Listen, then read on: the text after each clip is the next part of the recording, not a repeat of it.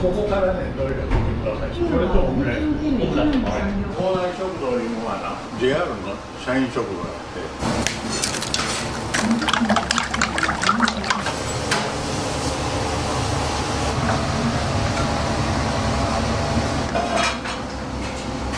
オムライスが食べたい。後ろにそういうな3、4辺は来よるの。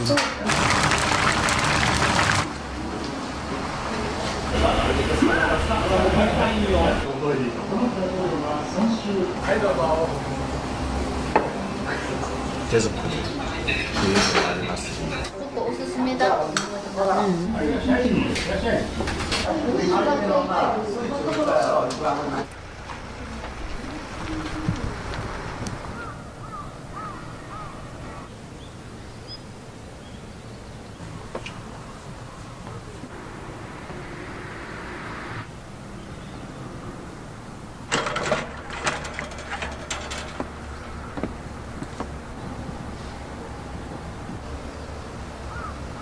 校内食堂いうのはな、JR の社員食堂があって、多度津駅って古いんですよ。四国で一番にできた駅で、国鉄の時代にね。もともとは多度津って駅もあったし、国鉄の工場もあったし、割と人多かったんでね、やっぱ食堂あったらしい。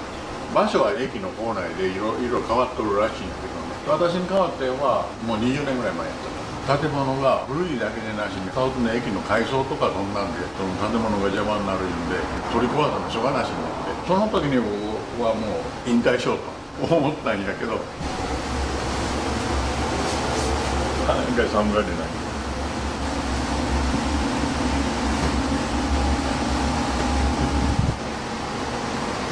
帽子は結構カジュアルな。息子の前は調理用の帽子かぶってたんやけど、はい、この方が楽で。日によってメニューが変わるような感じ。そうです。メニューは1種類のみ。今日だったらもうオムライスだけ、オムライスと一品がつくんやけど、チキン南蛮とハンバーグの時はチキン南蛮定食かハンバーグ定食。魚はね、何種類かあるんです。焼いた魚、煮た魚、フライも南蛮にしたり。魚の時一番種類が多くて、土曜日はね、ハテナにしとんは何になるかわからんねんけど、まあ、うどんも欲しいんで、カレーうどんか柏バター丼をちょっと土曜日がしちゃうんですよ。名物ですもんね。まあいろいろです。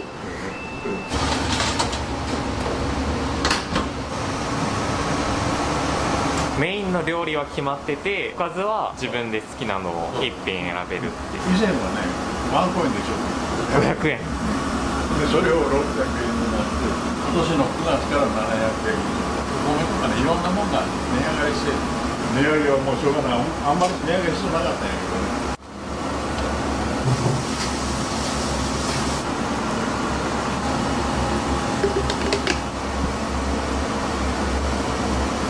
魔法の粉。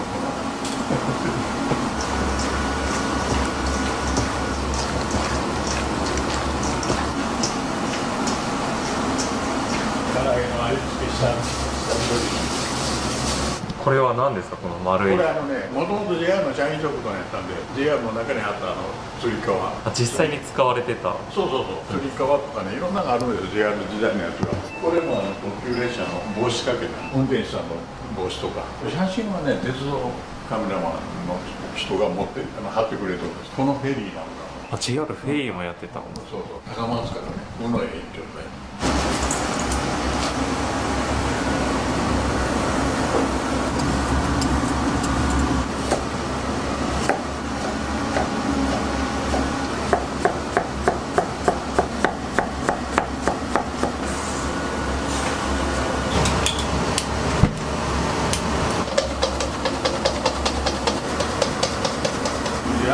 社員がほとんどやるから乗り換えの時間とかね、バーッと食べてる。これが間に合わない。困ったことない。最初はね。ほんでこういううどん屋さん式のねやり方になったんで、今はもう JR のお客人も来るんだけど、近所の人が多いんで、お寺さん来た人も来るし。隣にお寺がありますよね。善通寺があるんです。88箇所の弘法大師が生まれたところなんですよ。校内食堂をしだしたのは50歳に結婚した。JR の運転手の同級生がね、校内食堂前やられよった方が体調壊して、みんな飯食うに困っとんじゃがいと。お前できんかいって、そんなこっちでね、もう校内食堂やるようになったんですよ。もともとコックさんとかをされてたんですか？調理のまあしよったんはしよったんですけど、もともとねお風呂屋さんやったサウナとかもうしよったんやけどね、機械とか壊れて直したらものすごいお金かかるし、もうやめようと思ってやめた時にちょうどその食堂の話があって、食堂見に行ったらこの規模やったら一人でできると思って。お一人でされてたんですか？一人でせんとね、ワンコインじゃ無理やった。今でもほとんど調理は大体一人ですよ。最近うちの嫁さんがね、皿洗いだけ来てくれるように。お米がかかって。これも地元の農家さんからね、直なんですよ。コシヒカリなんで。ご飯は1日どのくらい使いますか？オムライスとかカレーライスの時は 2.5 升を2回。カレーライスの時が一番多いね。キロで言うたら8キロ、9キロぐらいね。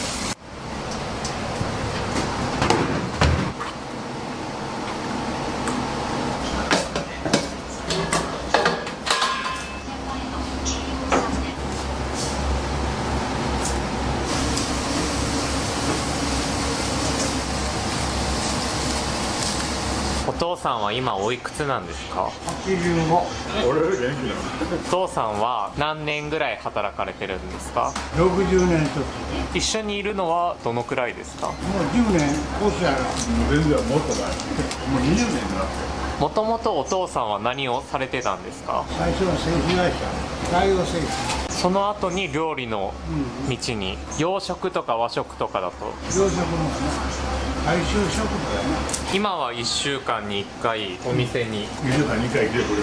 助かるんじゃん。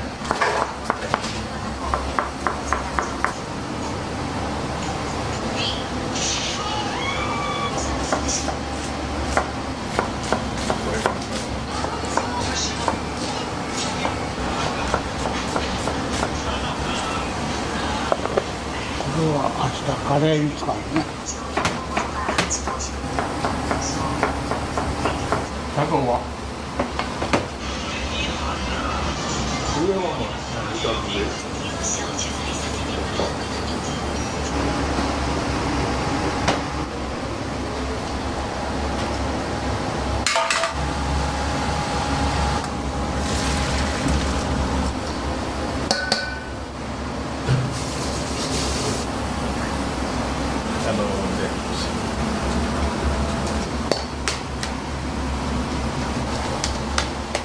大変なことは何ですか？食材が高い、電気代、いろんなものが高い。まあそれはそれでしゃあないし、時代やと思う。案外楽しい。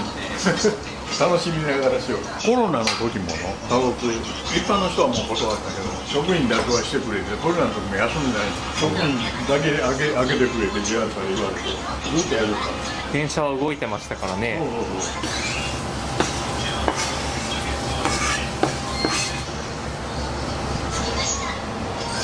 駅の時はこんなような建物だったんや。これが大体5年ぐらい前。そうやね。JR の運転手さんとか一般の人が一緒にご飯食べれる意味で鉄道ファンいたら一緒に食べたいんだよ。全国から今日田所の食堂がなくなる時は最後の3ヶ月ぐらいはね、行列で鉄道ファンで。メニューを絞ってるのはどういう意味があるんですか？一人でもういろんなものができないんで、お客さんなんかもね、その曜日によって魚の日のお客さんとかオムライスの日のお客さんとかみんな案外違うんですよ。みんな好きな日に来てくれる。作る方もね、いろんなもの作るよりはロスがないでしょ。でなくなったら終わりです。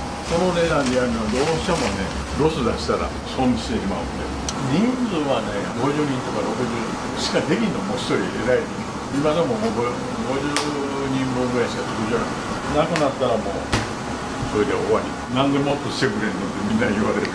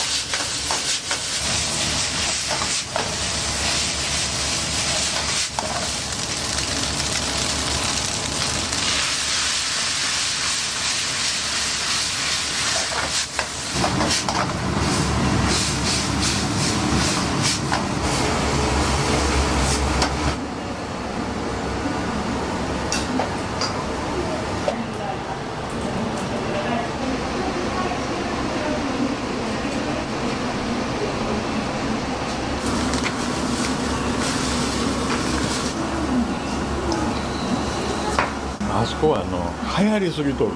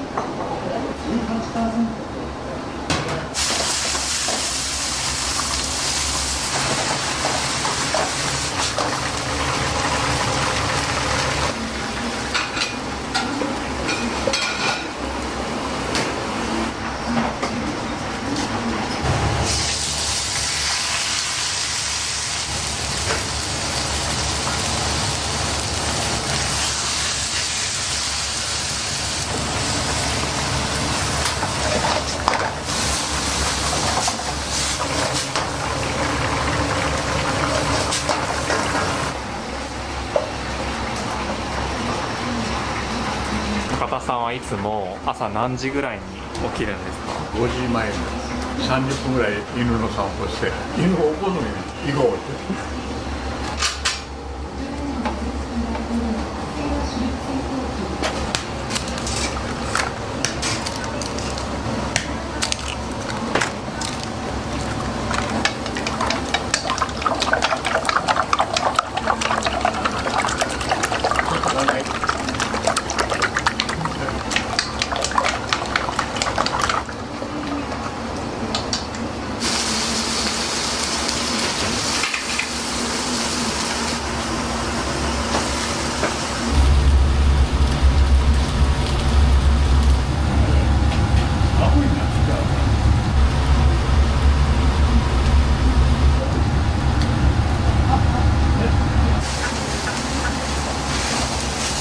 鍋は重たくないですか？重たいよ。これ何人分ですか？大体8人か9人。一気に作って。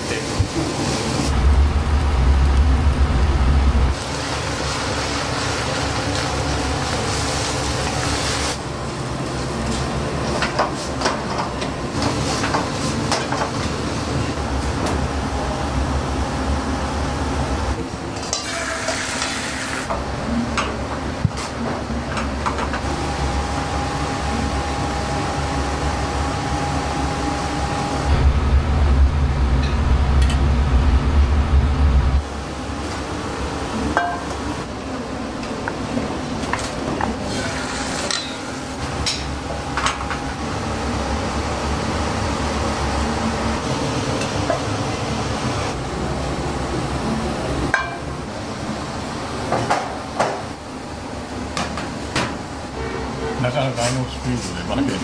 結構技術がいるんだ。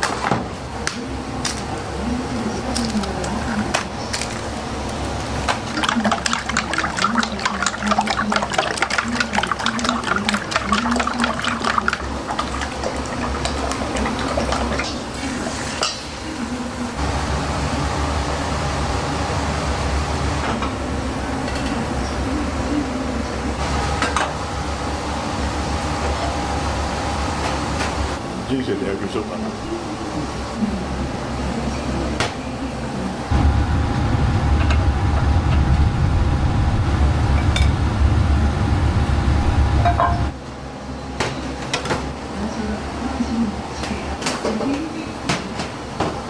アメリカ向けでにも影響が出ています。自動車産業は関税9月までの決算は全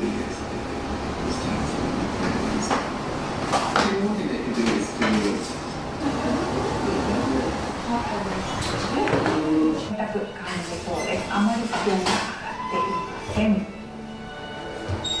民族本部は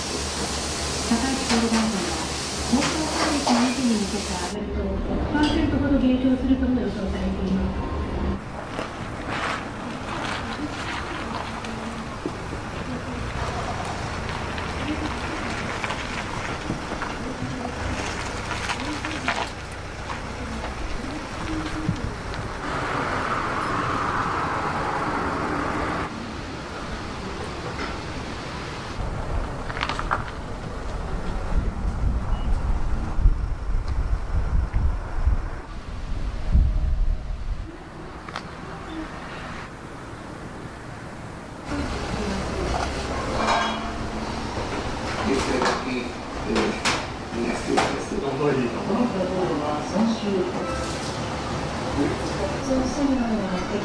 そして最終的な利益はいずれも明示になったと。ここからね、どれか見てください。そして EU は影響を受ける一番の産業どう支えていこうとしているのでしょうか。完全な影響を受ける一枚の仕方。EU としては今後どういう戦略で臨もうとしているでしょうか。戦いが続き、一層激しくなっていく。中のこの地域では一日中日韓経由について EU の執行機関は有望意見メルコツールのほか、そしてインドとの協定協議をしています。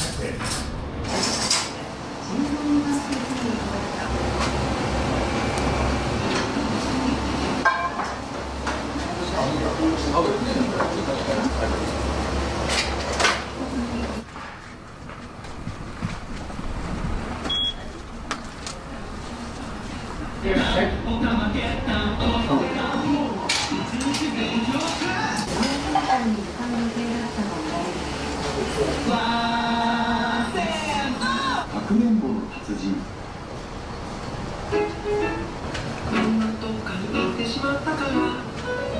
友達に美味しいよ言ってご友人の紹介で、どんなオムライスですか？昔から食べてる味のオムライス懐かしいです。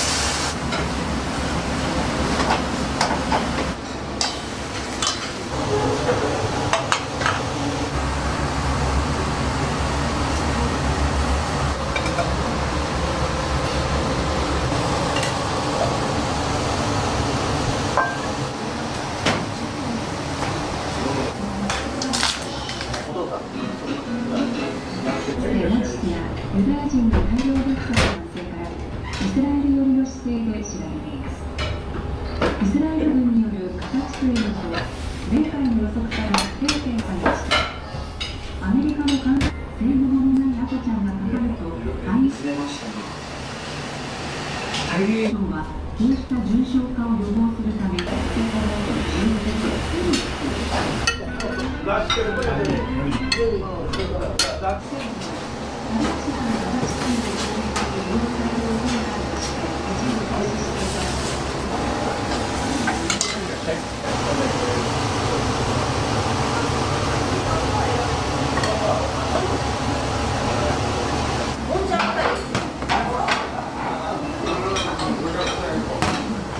はい、どうぞ。ありがとうございます。オムライスであとおかず好きなのよ。1400円。2人ですね。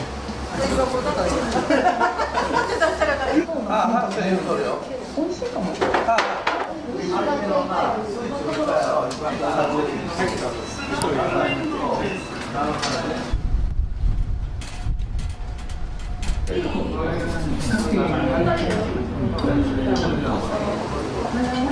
寒なったな。寒くなった。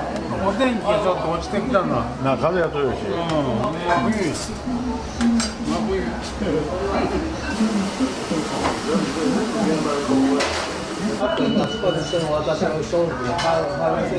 大将と世間話されてたのでよく来られるのかなと思って。師匠にそういうな3、4編は来よるの。ただその頃から来よってな、6、7年ぐらい乗るやろな。校内食堂さんの気に入ってるところはありますか？安いと料理も結構な上手なきゃおいしいね。多度津の頃と雰囲気はまた違いますか？いや、こっちの方がちょっと広いだけで感じで言うとあれはあんまり変わらんな。オムライスお味はいかがですか？うん、美味しいで。何曜日がお気に入りですか？木曜と金曜ぐらいハンバーグとお酒飲む日ぐらいな。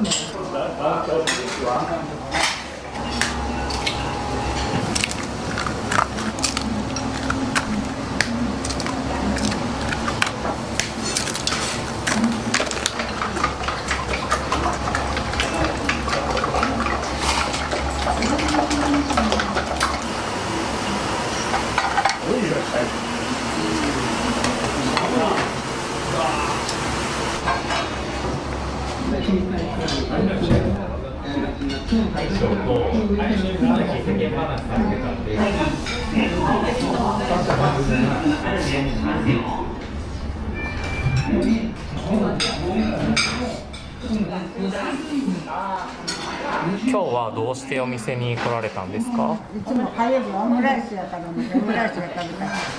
じゃあお店にはもう何度も来られてるんですか？よ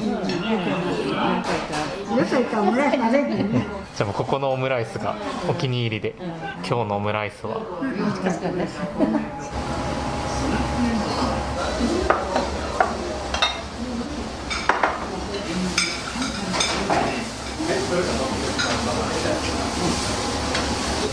うん、どれ？はい、一緒に700円。これ入れて。はい。いらっしゃい。いらっしゃい。唐揚げかサラダかコロッケか。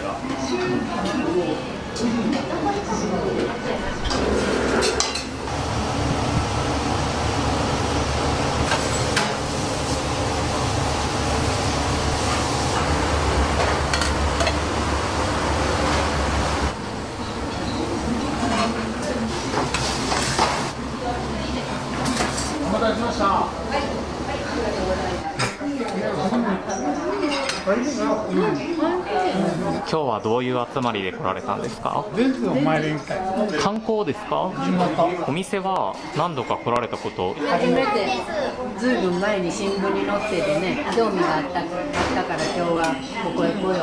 火曜日はもうなオムライス。じゃあ今日は狙って。はい、めちゃくちゃ美味しい。美味しいです。感動してます。ボリュームがあってすごくおすすめだと思います。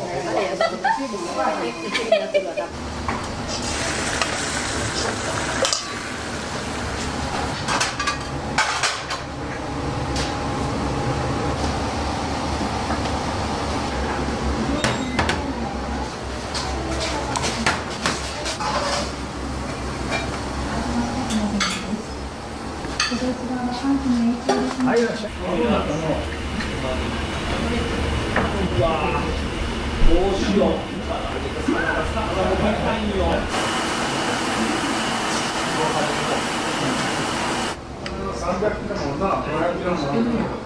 お店にはよく来るんですか？どういうところが気に入って何度もこう来られる？手作りっていうのがあります。曜日によってちゃうんで。前来られた時は何でした？カレーでした。水曜日のカレーが美味しいんで。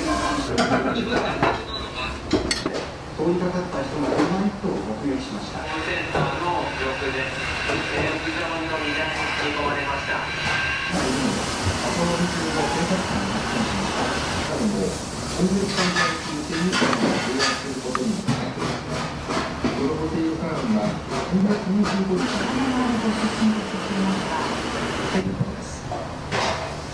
新部の官庁なども立ち並んだというのも去年豪雨の影響が整っていないほか、こうするとそれを全員で何も想像がつかないと。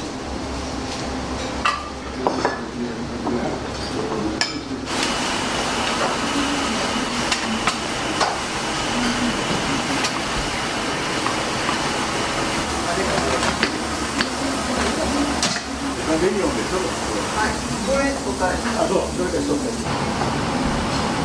体答えないですか？大丈夫。時間短い。昔はもう入ったらもう最後帰るまでな。大体勤務時間13時間ぐらい。次に休み2回。毎日ですね、ほとんど。正月やから大晦日、夜通ししよう。それが普通や。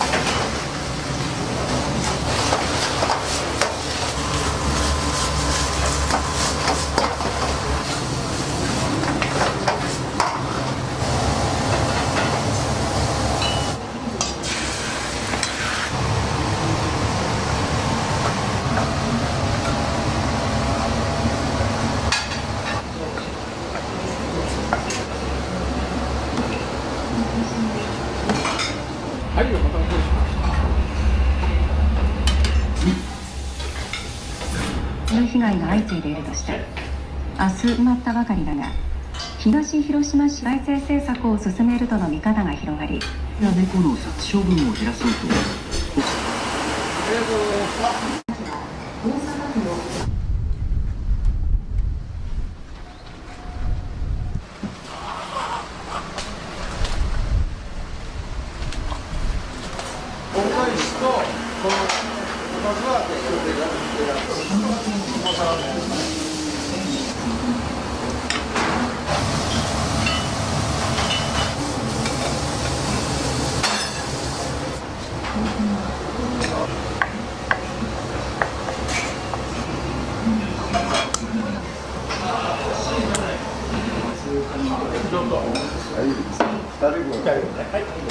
その前にこの間お店は初めてですか？初めてだと私たち和歌山に。今日はご旅行か何かで。どうですか、オムライスお味は？美味しいです。ちょっ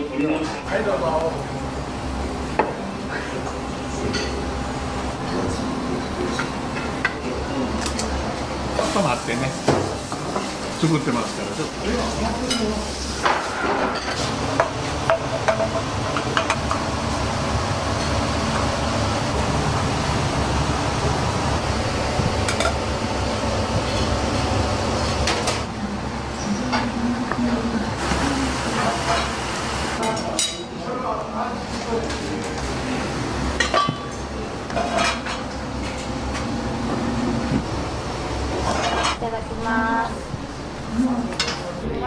もう早くレアの正体捕まえんと。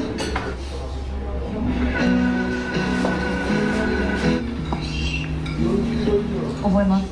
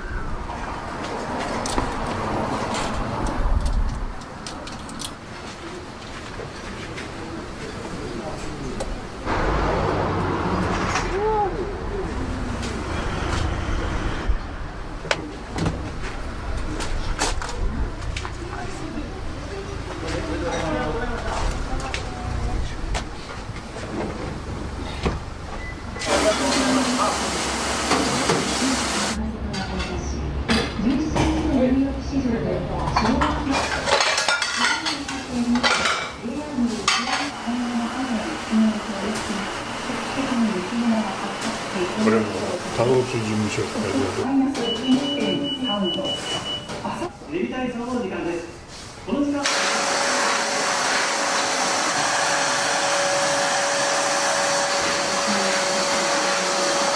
住民などおよそ1400人が参加して、およそ1400人が参加しました。いつもは何時ぐらいになるんですか？終わって帰るのが。大体の4時ぐらいに大体全部終わって、あと買い物に行ったり。じゃあもう朝から本当晩までぐらいかかるな、何やかんやに持って。そして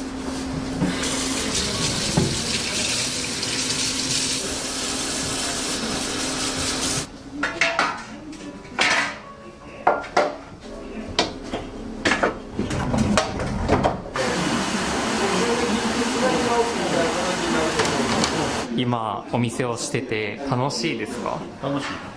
地元の人、知り合いもいろんな人が来てくれるし、みんなに助けられて一緒に。本当今日は一日ありがとうございました。いえいえ。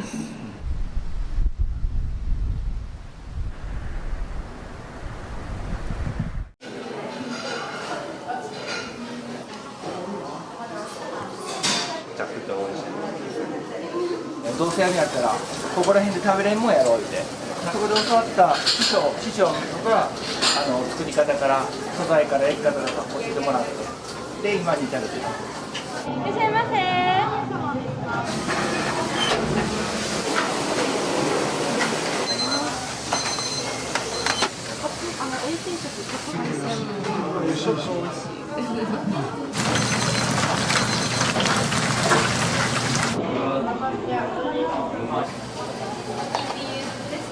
できた。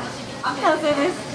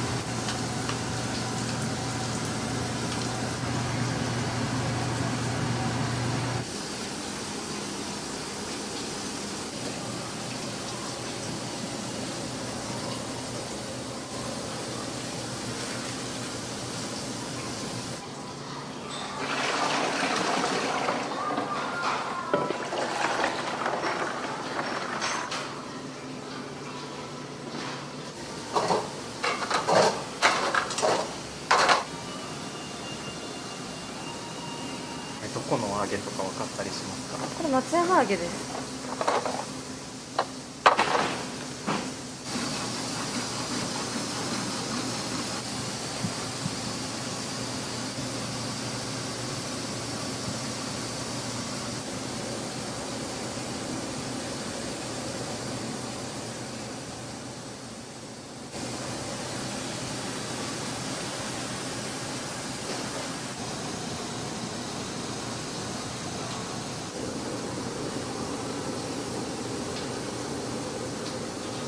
魚は何種類ぐらい？卵とあんことタイとマグロ。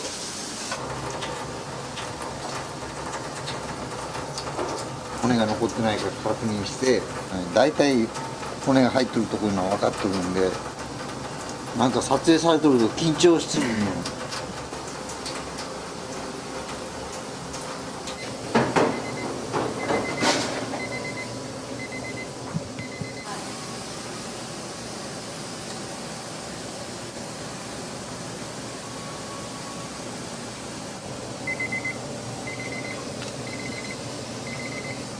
こちらのマグロはどこ産になるんですか？れはもう愛媛での宇和海宇和島宇和海で採れたマグロ。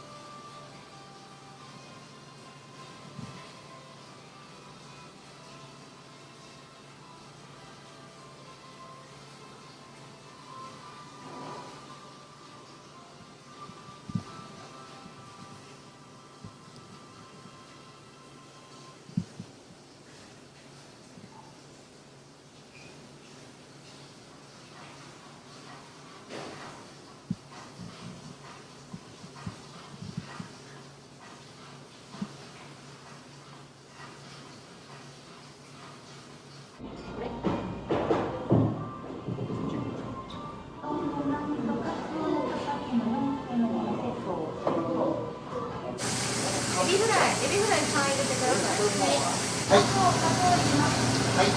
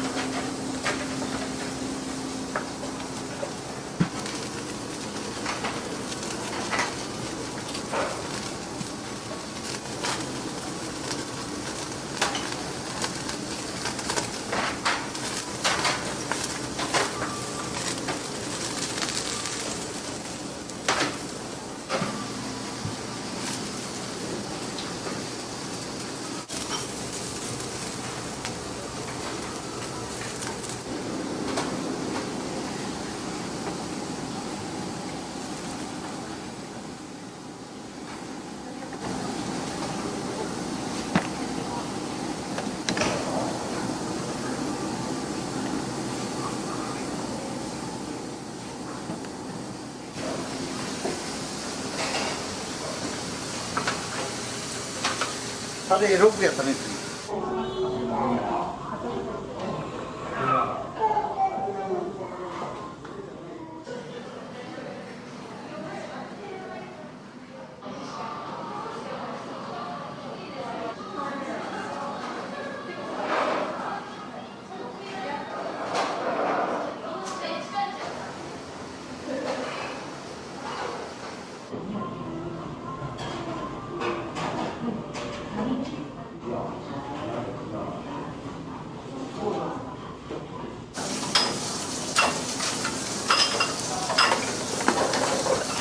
カツオは味が何種類かあるんですか？塩かポン酢かゆずポン酢か両方か。やっぱ塩が多いです。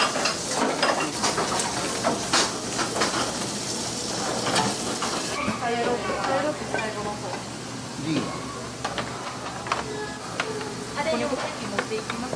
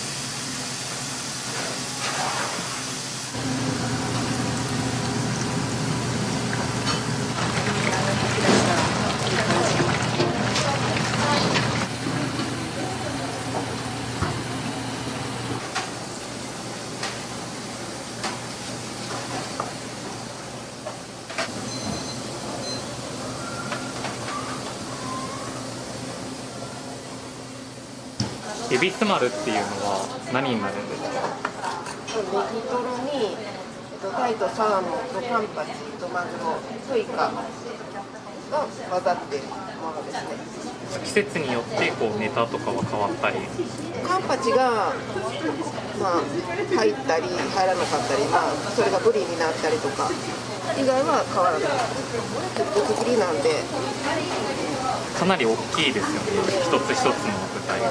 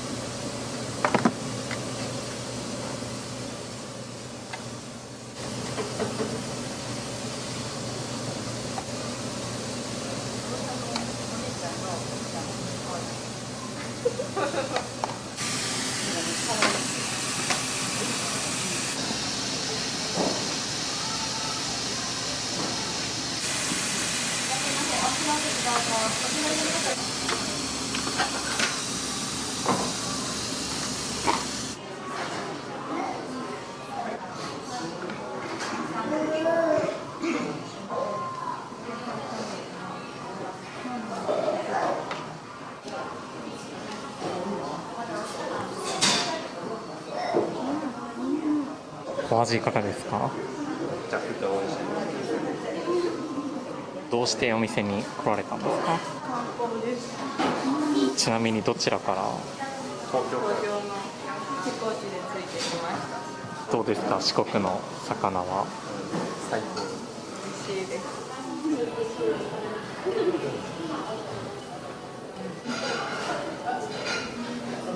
どうしてお店に来られたんですか？観光で島根から車で来て、で海鮮食べたいんで調べたらここが出てきて出してもらいました。しらすとサーモン丼です。美味しいです。美味しい。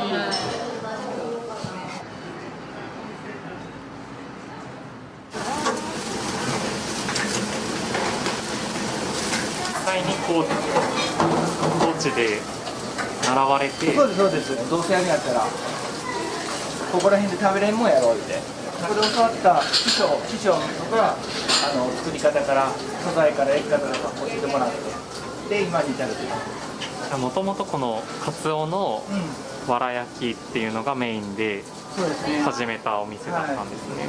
あとここの名前がついた恵比寿丸っていう恵比寿丸丼っていうのがあるんですけど、それがここの愛媛で採れた魚をベースに作った食べやすい海鮮丼。数で言ったら一番やっぱりいまだにオープンから11年だと今もやっぱり一番出てます。それがじゃあお店のもうダントツで推しで言ったら欲しいです。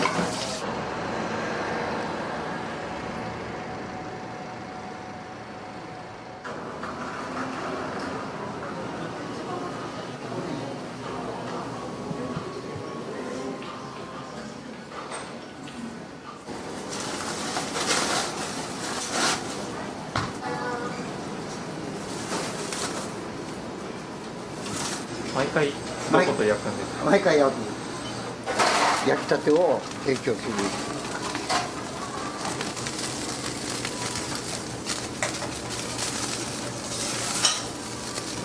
これはどこ産の？これはね、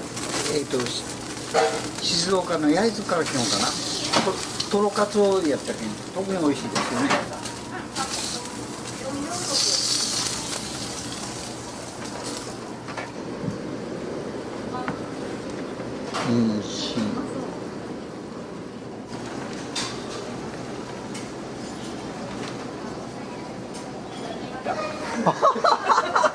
すごいね、だけど。はいはいはいはい。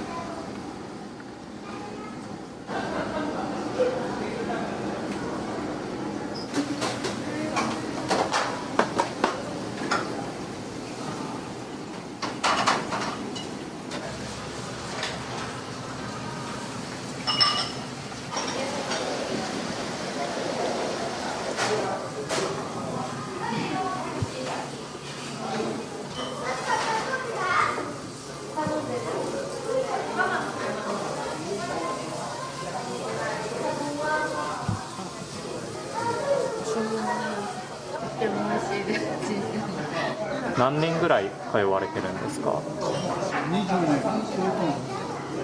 大将はどんな方というか、それこそ長い付き合いあると思うんですけど、気さくでいろいろ話しかけてくれて話をする。イタリアンの時も美味しい、美味しい。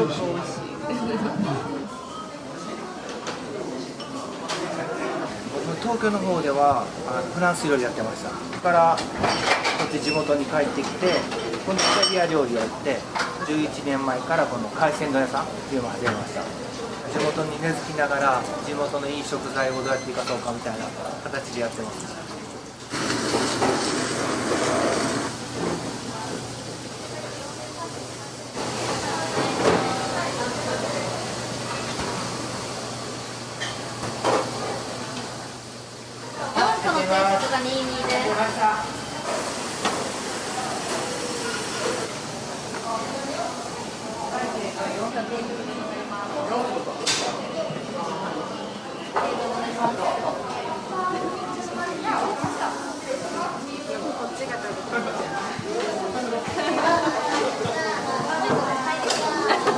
今日はどうしてお店に来られたんですか？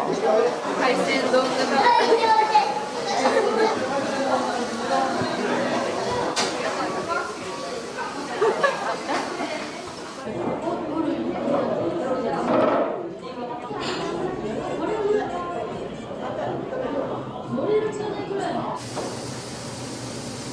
いらっしゃいませ。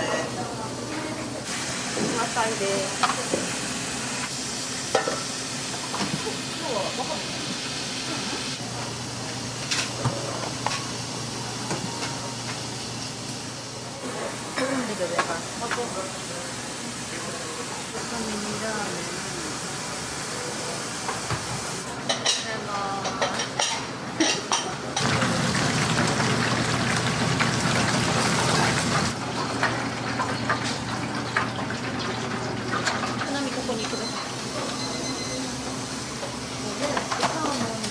ありがとうございます。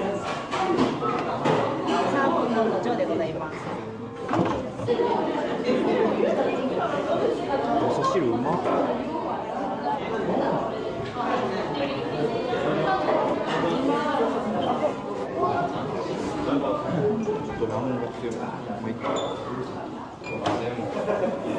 今日は何を頼まれたんですか？鶏天です。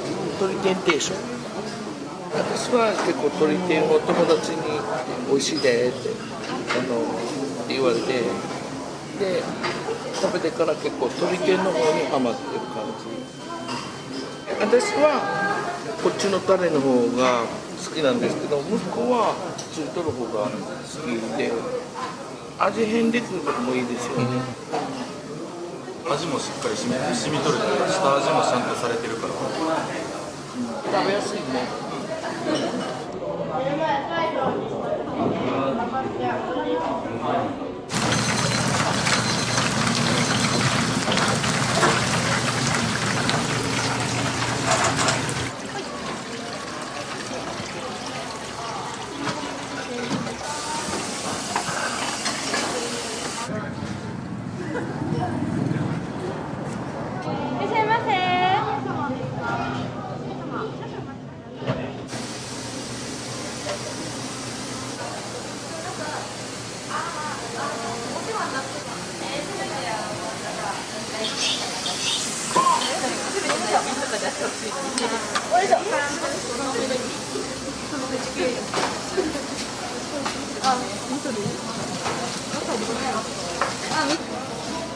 これとこれとこれとこれか4つで上がる。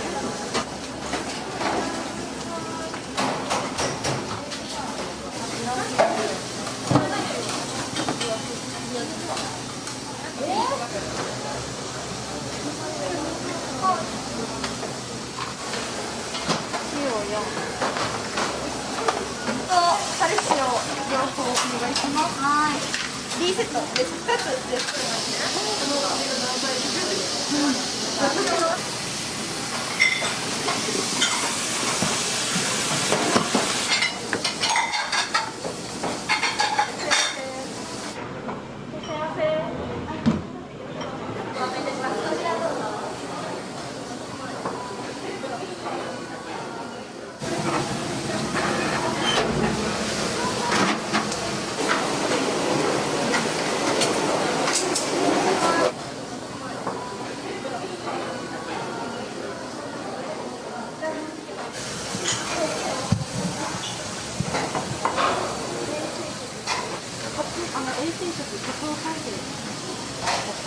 すいません、ありがとうございます。すいません、お願いします。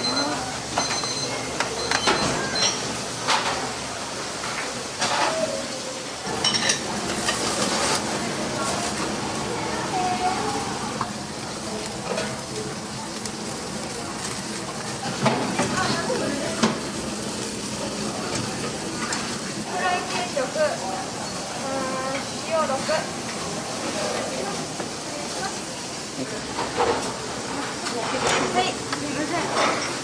はい、すみません。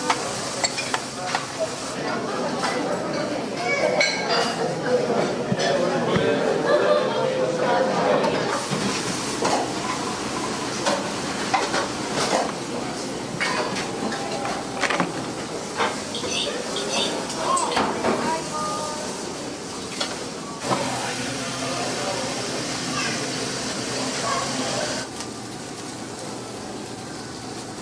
6章がある。6個か7しかないけども。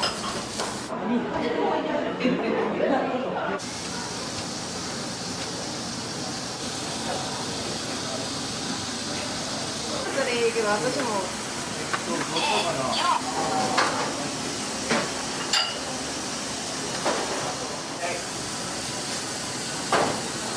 よく出てるのが鯛めしとか海鮮丼とかになってるので、まあ食べてもらいたいのはエビスバル丼とカツオ。今初ガツオが美味しいね。初ガツオと。今初ガツオの時期なんで6月ギリギリぐらいまで初ガツオが食べれるんで。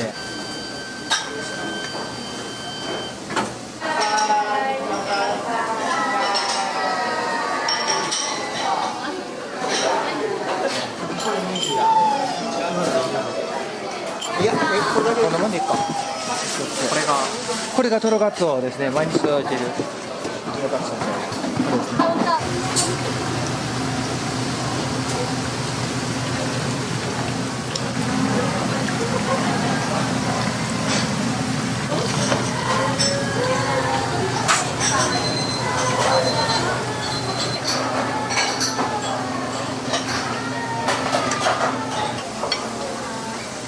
こ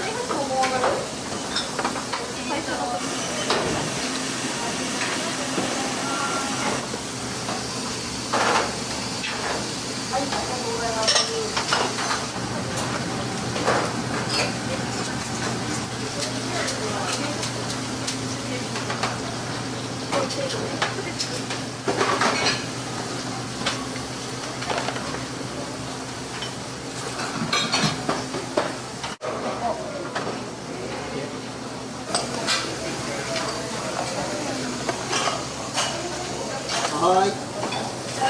塩6、タレ6で。はいよ。はいよ。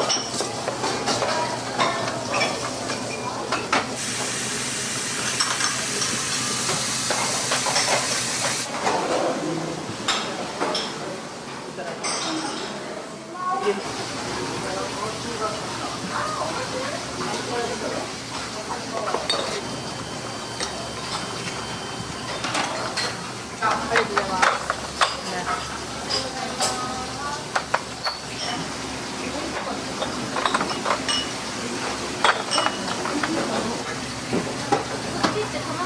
だんだんあるかも。ネガティブになる。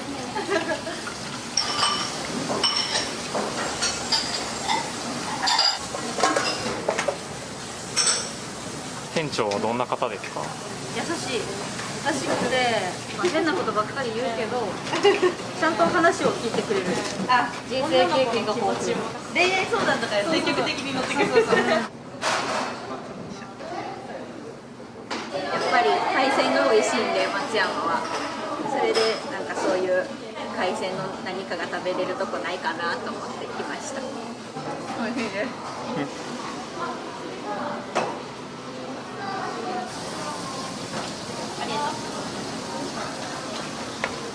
これは何盛りですか？これ特盛りです。普通盛り、大盛り、特盛りです。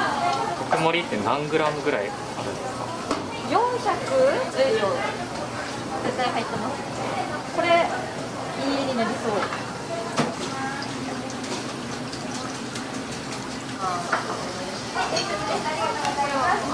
ありがとうございました。あ、でも2枚目からもいってしよう。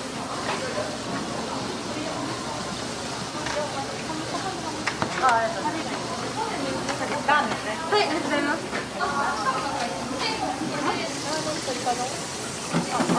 はい、タレ乗せて。3番ですか？そう、3番。タレ。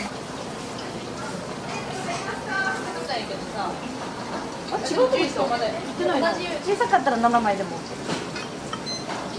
緒に行きましょう。はい。これもいいですね。乗せて。ないです。ないよ。あ、もう一回乗せて。あ、こちらで。充電器はあるだけ。こちらお店行きましょう。それはお店行きましょう。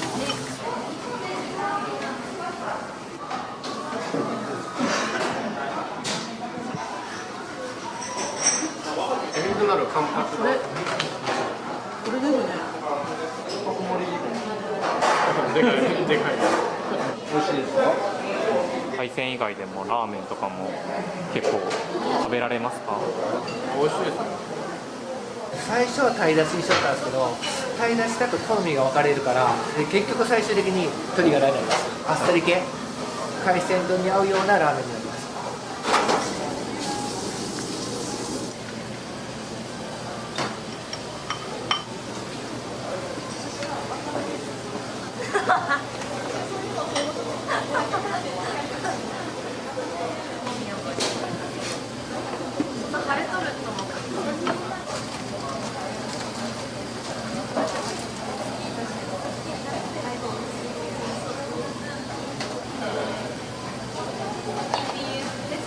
できた。これで完成です。完成です。味噌来たらいける。はい、わかりました。あ、いいですね。ピーカンパチイカです。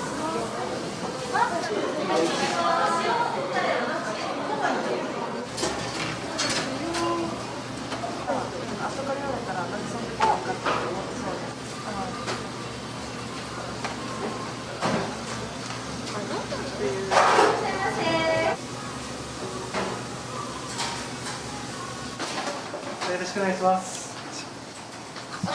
前回はちょっとありがとうございます。卵は結構よく使いますか？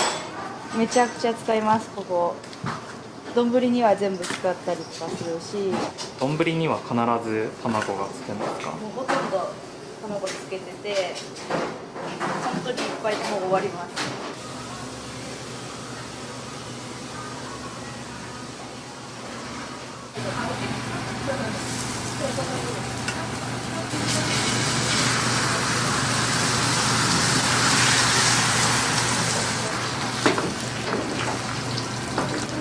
これひっくり返すのが難しい。滑る？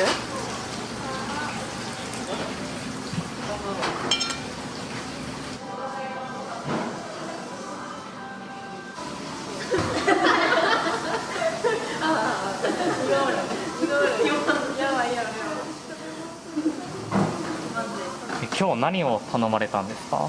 今日はお若い丼にしました。じゃあお客さんが食べるメニューと本当変わらないのを。何でも何でも。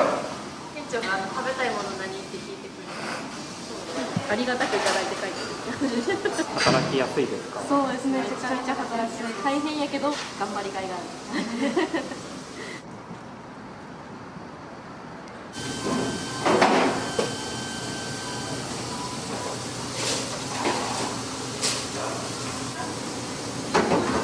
完成です。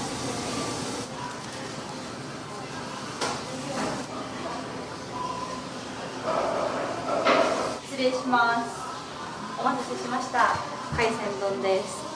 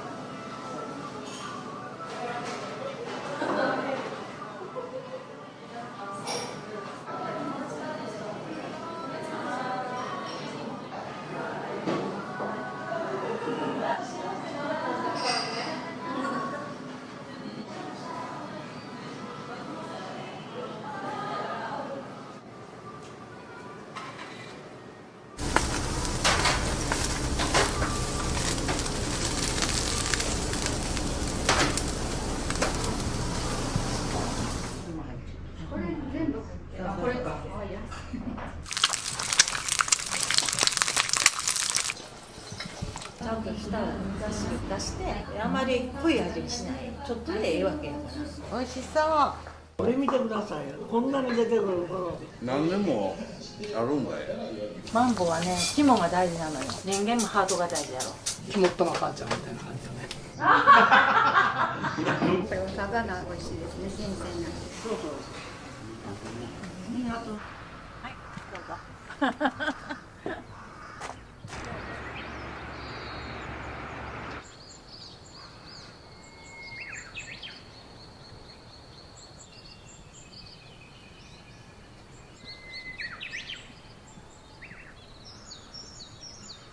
気温が上がり、北には24度まで上がる。すごい広い厨房ですね。今頃は味噌汁を作ったりとか、そういう側から始まるんでね。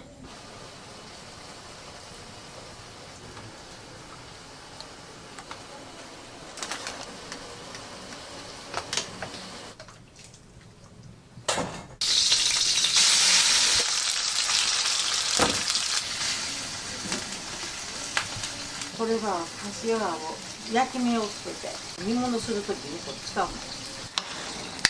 料理はどうやって？シェフはするやない、子供のために。それの延長ですよ。家庭料理、私のは全部ね。生まれも育ちも松田さんは？生まれは違うけど育ちは戻った。生まれ落ちたところはね、あんまり関係ないと思う。油が出るですよ、これ。皮から油が出るの。煮物の中でこれ入れたらね、油っぽくなるから。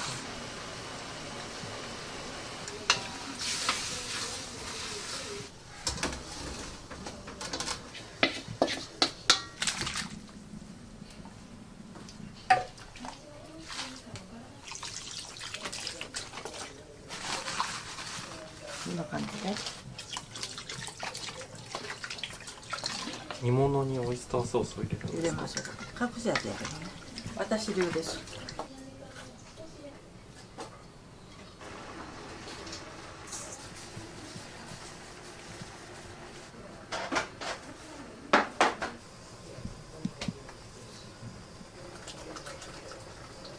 お店を始めて何年になるんですか？ここの店は9年。民宿と同じタイミングで。民宿後からたらお味噌をね3種類混ぜる。これは何味噌ですか？これはむき味噌、これは米味噌。米味噌の中でも白いのと赤いのと塩加減とかなんとかで種類が違うのよね。生の魚を頭と内臓を取って塩水につけて冷蔵庫でねこういうふうに保存します。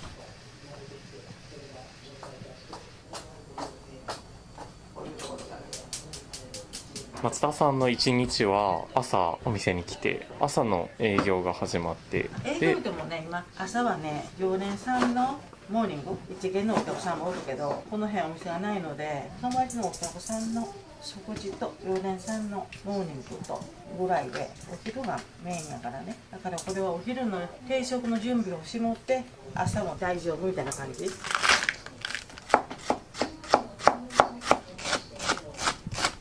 どうしてお店を始めることになったんですか？子供を育てるからね、4人も子供おるからね、早く1人になったんでね、何か働きに行かなくてもできるように働きに行ってたけど、家でできたら子供がね、寂しくないやない。それで始めたんやけど、うちの店はカラフルの料理が多いでしょ。意識してるんですか？そう、信号の色、目が引くようにね、カラフルなの体にいいのよ。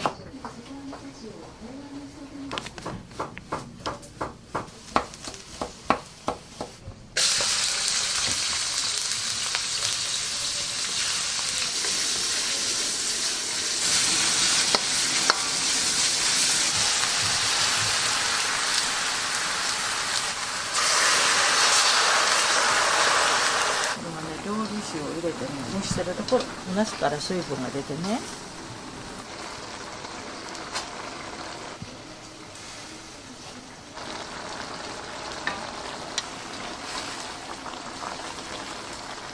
これお醤油になるやつね。もろみみたいな。それに近いね。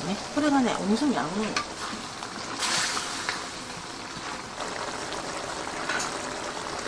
まだ洗濯もしに行かないし。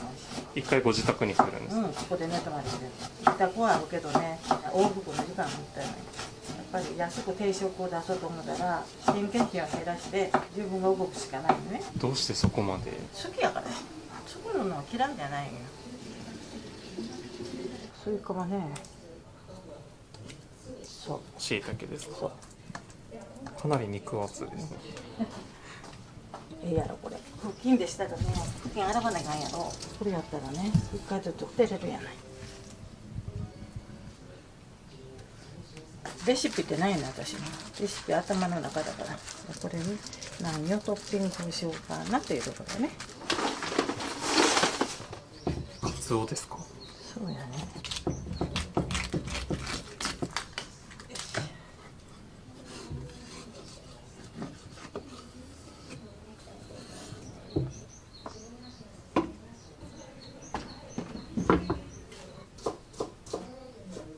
天井に貼ってるんですよ。この辺ではフラフっていう。漁船にこうバーってやってる。お祝いの時もあるよね。5月の節句とかね。フラフも地元の。そう、もらったものとかね。さっきのカツオがこんなになったの。柚子。あ、柚子。初めは出さないの私は。きゅうりがこれ味が旬だでしょ。これひっくり返したら魚の方がね旬やない。でこういう風にしとくの。これが高知産のスイカ。皮が薄くて種が少ないでしょ。少ないですね。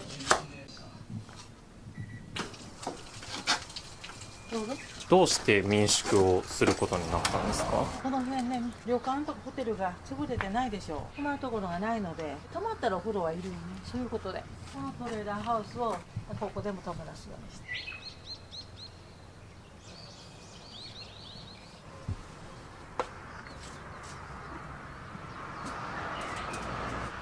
はい、どうぞ。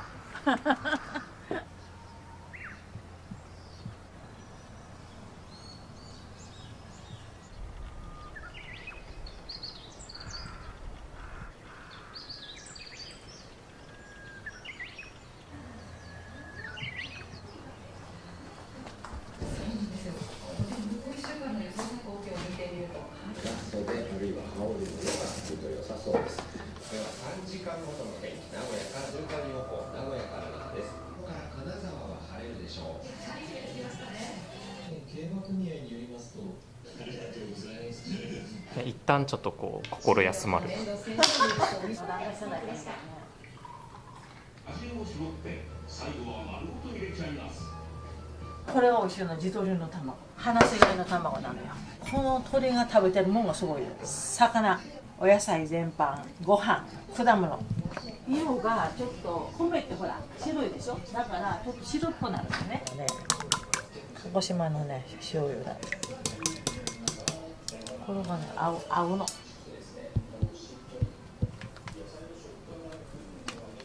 はい、召し上がれ。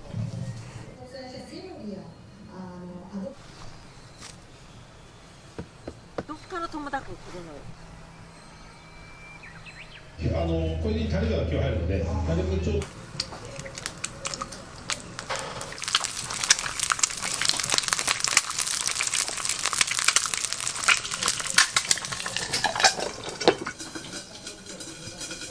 怖いもあるよね。まだ今からあるわ。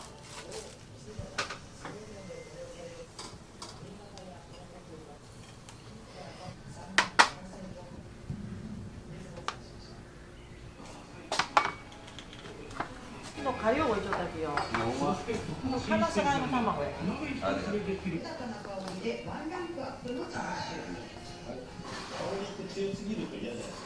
魚屋の運搬業。お店の気に入ってるところはどんなところですか？何でもあるんかい。お母さんべっぴんやね。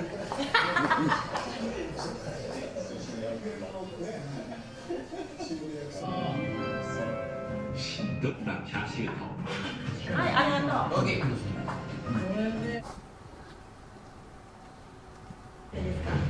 外はなくてもいいんだったら。タフ。コーヒーがついてね、和食の場合は850円から900円。その時のほら、ものにもよるけど、850円から900円かな。1200円の事務職を中心としたこれはね、赤室アジっていうアジの仲間。これがついてるのがアジカレーかな。そういう仕事にやっぱりつかなくなってくるじゃないですか。昔は村全体の産業としてやっとったんやけど、みんなが別の仕事するようななくなってきてしまってダメになってきよったんですよ。どうしたらいいかなと思った時に、本当は自分らができたらいいんやけど、そういう人を連れてきて自分のところの地元の市場で取ってくるところからカメラで撮って、こういうので発信して直接お届けしますよと。4月の初めぐらいにブリがよく取れるっていうので、春ブリっていうのを室戸、ブランド化して今やってるんですね、はい、僕の身内親戚に室戸のブリを食べ出してあげようと思ってもそのまま持っていけないわけですよ。10キロ20キロサイズやから、でかかったら2メートル弱ぐらいあるんで、普通の家庭にそんな2メートルもの魚持ってこられても困るじゃないですか。例えば片身にするとか4分の1にするとか、魚屋さんでちゃんと並んでるような感じにしたら、それを発信したら注文が来るんちゃうかなと思ったわけですよ。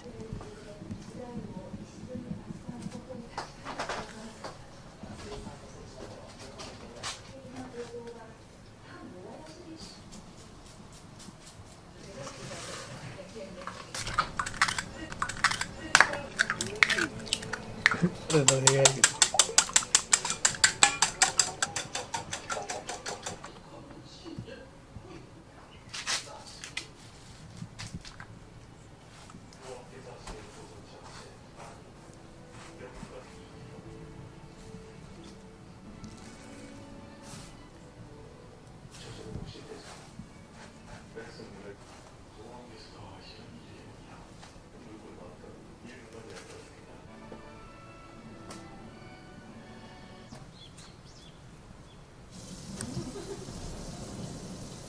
アジは刺身で上等。サバ昨日食べたけど刺身で美味しくない。だけどアジを刺身にする。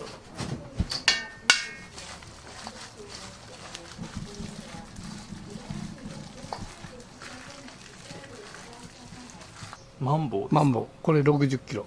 この辺りで取れてこうお店でもそのマンボウを出して。そうそう。マンボウって食べるんですね。食べる。串カツにしたりとか、ホルモン炒めにしたりとか、食感がイカみたいな感じ。コロナの前まではずっと夜も営業されてたんですか？開店当時はね、何年かをやった。それだけせんとね、こんな偏僻なとこやからダメやと思ったわけよ。どうしてこの場所でこうしようって？私も育ったとこやから。お母さんはどんな方ですか？室戸の人やなという感じじゃない。口は荒っぽいけど心はパンとして優しい。本当に優しいっていうのを心の底に持ってるから、やっぱり肝っ玉母ちゃんみたいな感じだね。美味しいもの食べさせてあげたい。自分が出したものをやっぱ美味しいって言ってもらいたいっていうプライドがあるし、変なものが出てたらとか、自分でそうやってやってきた商売のプロ意識いうのをものすごく持ってる。美味しいものを美味しい状態でお客さんに出してあげたいっていうのが、それで美味しい言われたらもうママにとっては一番美味しい。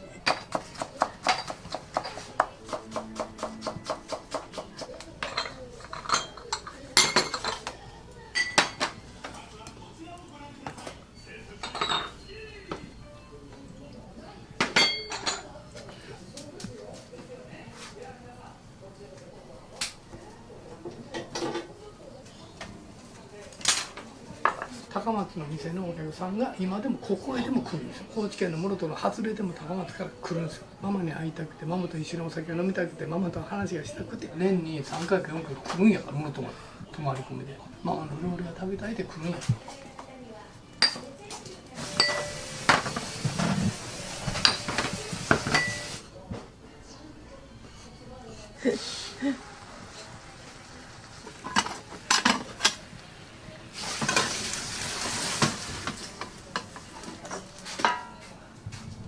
でも置いとけないから。そうですよね。お兄ちゃん玉揚げ好きながら。あ、そうな。焼いてって言われてた。山臭いのよ。ボトルで焼かない関係ね。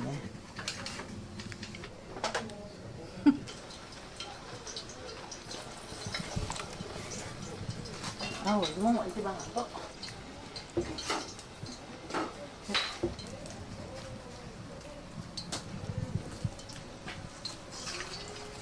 どうしてサンフィッシュマンボウ？魚のマン、ハワイと沖縄はね、マンボウのことをサンフィッシュって言うんです。マンボウなの。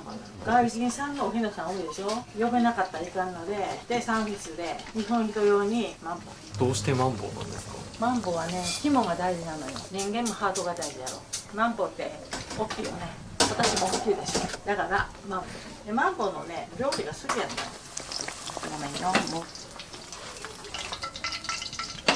魚のフライもしたけどね、多なるってね、おかずがね、そうなったら。本当黄色と緑と赤と信号の色ですね。6から7種類も小鉢が。僕がお客さんにどうぞって持っていったらお客さんが「いやー豪華よね、好きはすごいね」っていう人の方が多い。軽い。いつもだったらちょっと猫背なので、催眠術でもかかってるやん。違う。魔術だけは。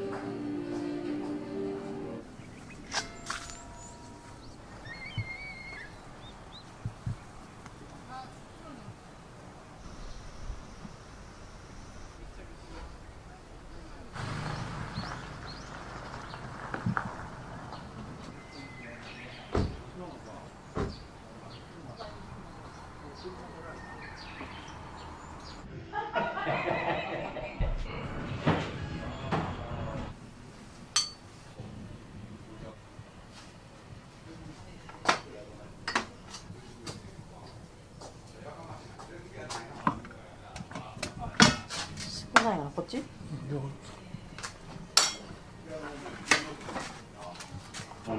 風機やないのあれよ。とにかくな、冷やついたらな、エアコンみたいなな、駅で冷やさんと。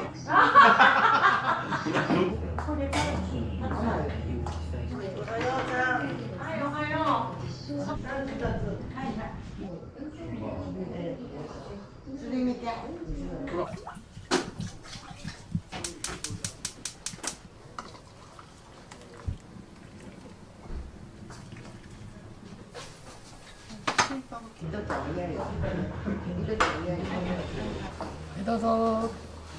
美味しそう。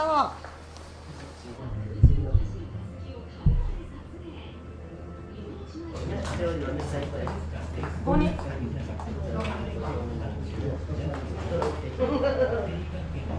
みません。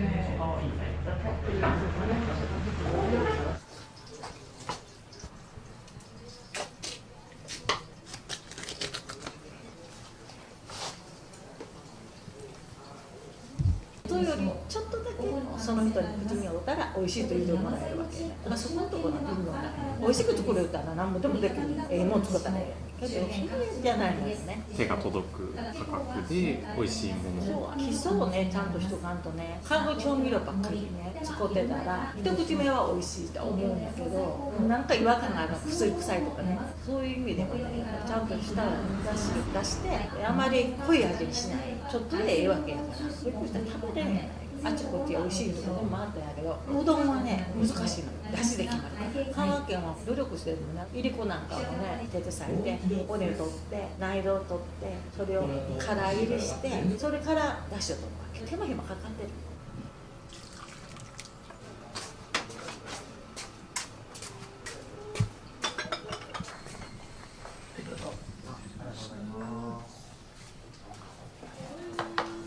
はいよ、お兄ちゃん。はい。はい。なんとかなるやつ。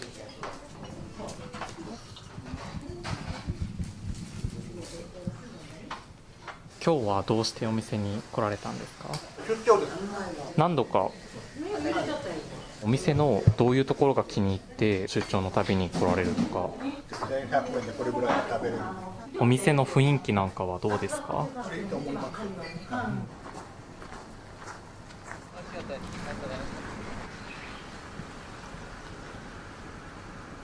ものすごい忙しい時は頭使って食材が足らなくなるでしょ。抜けた分何かホップしないと。例えばサラダがなくなったら新しいサラダを作るとか、それで神経は使うけれど忙しくてお客さん全部帰った後達成感があるわけ。それがやからすぐかな。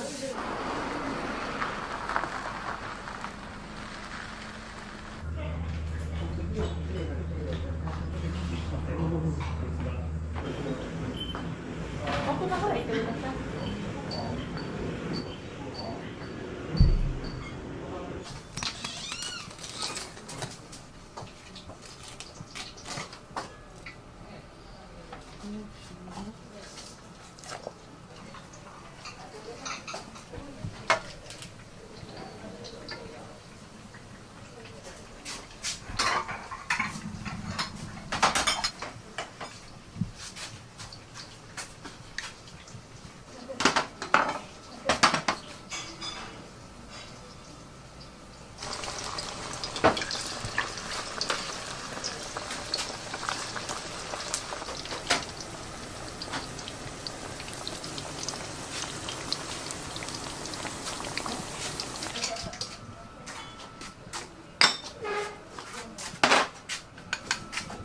あとが3人。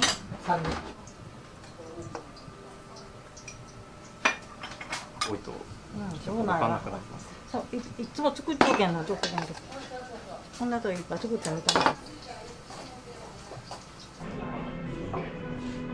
長いともこが美味し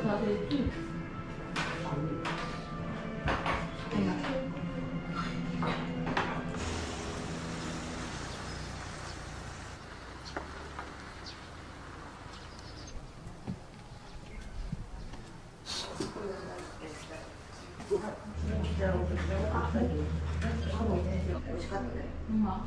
お刺身も入ってる。これ全部。これか。ありがとう。これ。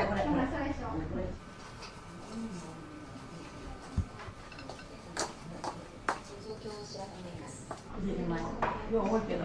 大丈夫？減らそうか？減らしてもらう。大丈夫？はい。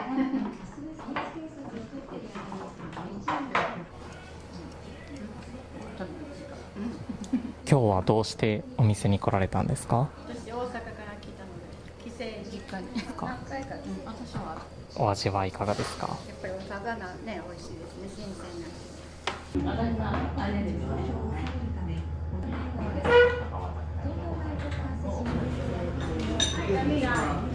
ここに座ったら。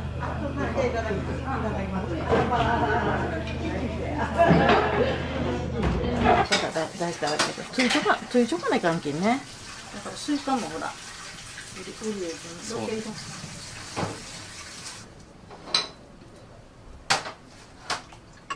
あいい兄ちゃん、それにねつぼみよね、花入れもね、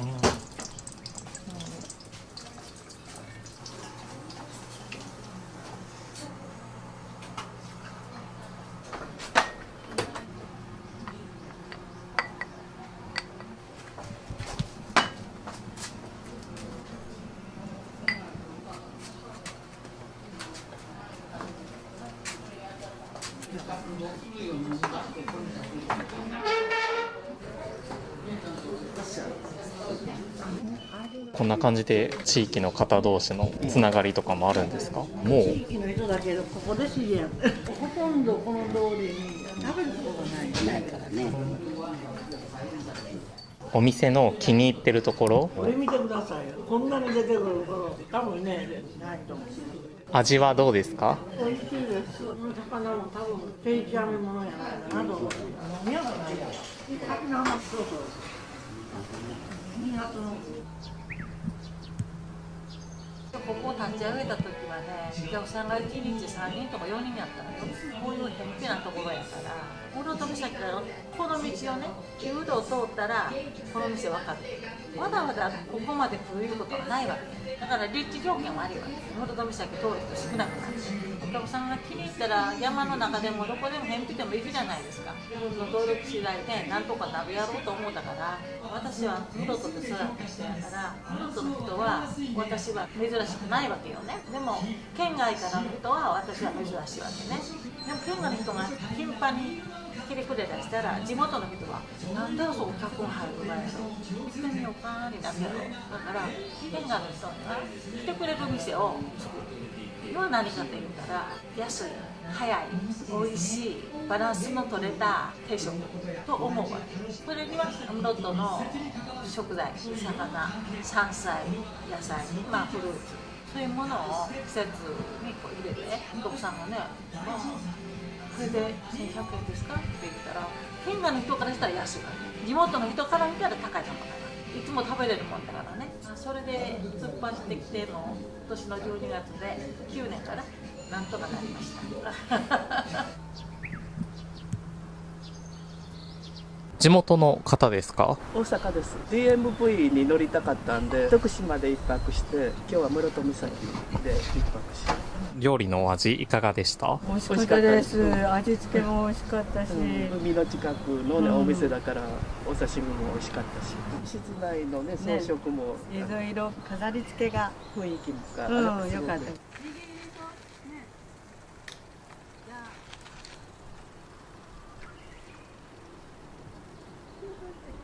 とんかつで1枚そのまま叩いて塩コショウ入れて2分レンジにかけて揚げます。上がりにくいよ。このまま揚げたらね、ちょっと縮まるでしょ。これを豆乳です。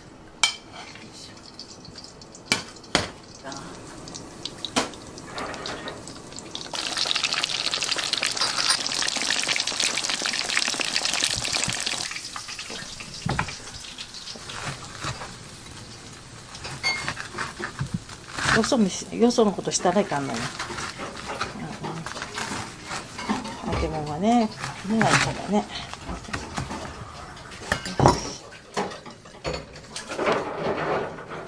鹿児島のね、とんかつ。これも取り寄せてる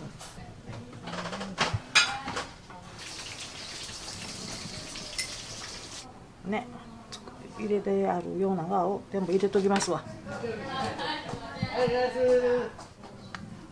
はい、炊きたてご飯です。はい、どうぞ。持っていくか。達成をいたしました。どうぞ。はい、とんかつです。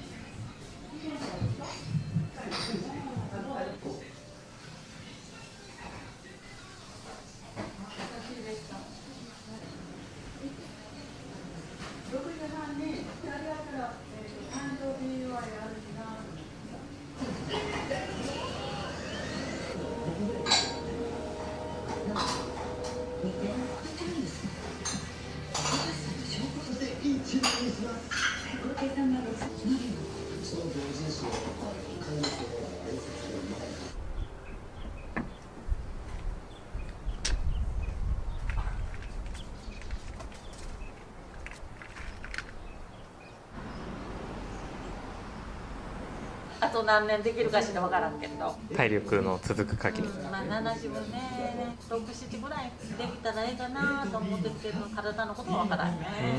来たお客さんに声かけたりとか、接客とか地域の方とのつながりとかで意識されてることはありますか？ありますよ。例えばね、このお客さんはご飯好きなんでお漬物いらない、このお客さんは刺身のお醤油が減塩のお醤油がないといかんいうのを全部把握しとるから、だからパッと顔見た時にそういうものをさっと出してあげる。そしたら自分のことを分かってくれてるんだなと思うでしょ。商売する中では大事なことやと思う。